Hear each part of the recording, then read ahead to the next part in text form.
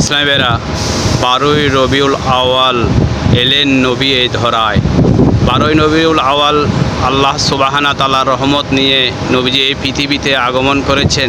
আল্লাহ সুবহানাহু ওয়া তাআলা প্রেরণ করেছেন, নবীজি আগমন করেছেন। সুবহানাল্লাহ। নবীজি আল্লাহর রহমত নিয়েই আমাদের জন্য এই পৃথিবীতে এসেছেন। আসার আগেই এই যে দেখছেন, এটা হলো বঙ্গোপসাগর। এখানে ঢেউ, তরঙ্গে ঢেউ।